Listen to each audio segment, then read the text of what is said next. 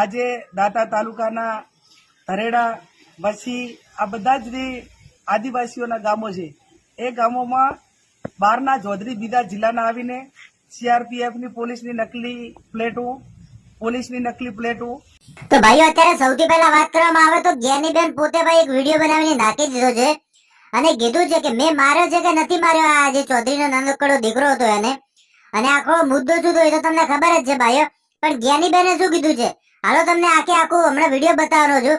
અને ચાલો ભાઈઓ વિડીયો ની કરી છે. આ ચેનલ ઉપર જો ભાઈઓ વાત કરવામાં આવે તો તમને એકથી એક ચડિયાતા કલાકારો, આ સિવાય ભાઈઓ તમને નવા ગુજરાતના કોઈ પણ ન્યૂઝ હશે તમને આ ચેનલમાં મળતા રહેશે.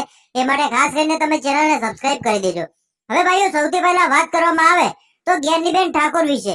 જ્ઞાનીબેન તો ભાઈ કોઈ ગુનો છે જ નહીં, પણ આ ભાઈનો ગુનો છે કે આ ભાઈએ જે બોર્ડ લગાવી અને ગયા હતા એ ખોટું જ કહેવાય. કેમ કે તમને ખબર હશે મિત્રો કે જ્યારે આપણે એ સ્ટેજ ઉપર પહોંચી છીએ ત્યારે જો કદાચ જે બોર્ડ લગાવો તો ચાલે, એની પહેલા તો બોર્ડ ન જ લગાવવું જોઈએ. તો હાલો જ્ઞાનીબેને શું કીધું છે એ પહેલા તમને સંભળાવી દઈશ. તો હાલો સાંભળી લો.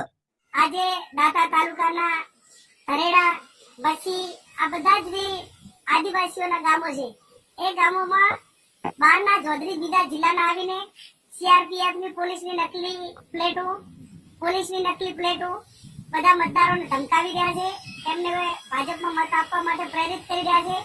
અને એનો લોકેશનનો વિડીયો ટેગ કરીને જિલ્લા પોલીસ વડાને એના ટાઈમે મોકલી આપ્યો, જ્યારે ઘટના બની ત્યારે કલેક્ટરને પણ મોકલી આપ્યો.